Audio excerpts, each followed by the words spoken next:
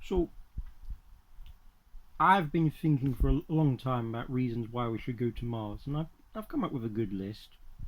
I haven't made any of them into videos yet, but one that stuck out to me recently after a conversation on the internet was empathy. You see, currently in the first world, people don't experience the same problems that people in the third world countries do. So there's not really the same capacity for empathy.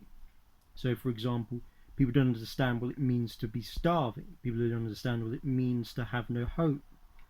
People don't understand what it means to be in a war-torn country, for example, because they simply never experience these things. They can imagine.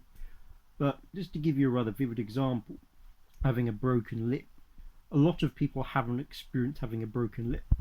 I mean, surprisingly enough, my brother has, and while I haven't experienced a broken limb, I did once smash my skull onto very sharp stone steps, and it's the sort of thing that makes you think. Like, there's a lot of talk about relative suffering and that sort of thing, but in the end, just because it's relative doesn't mean it's the same.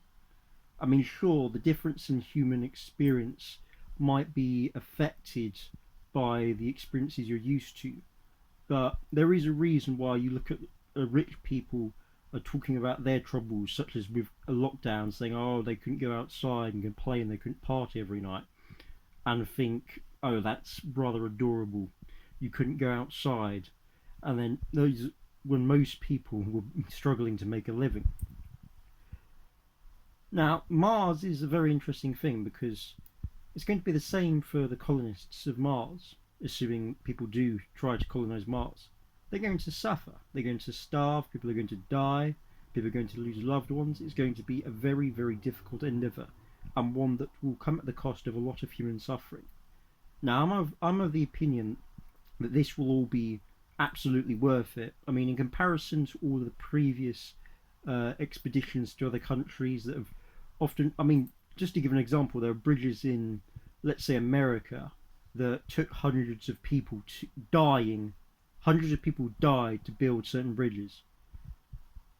And Mars is the only real option that is going to bring the opportunity for people in the first world to understand the troubles of the third world, because essentially speaking, any country founded on Mars will be similar to a third world country, because it will be that difficult at first. Now, maybe that will change and it will become more luxurious than first world countries on Earth. In fact, I quite suspect that will be the case, simply because the challenges that will be involved in creating such a country and the opportunities given by being on a different planet, and being more specifically on a planet in a very different circumstance from Earth, should result in a lot of people coming up with very ingenuitive ideas, coming up with amazing solutions to the problems, and solving a lot of problems that we never would have solved on Earth simply because we don't have the right perspective.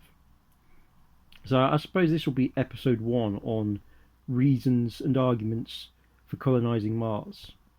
Have a nice day. Commander Dante out.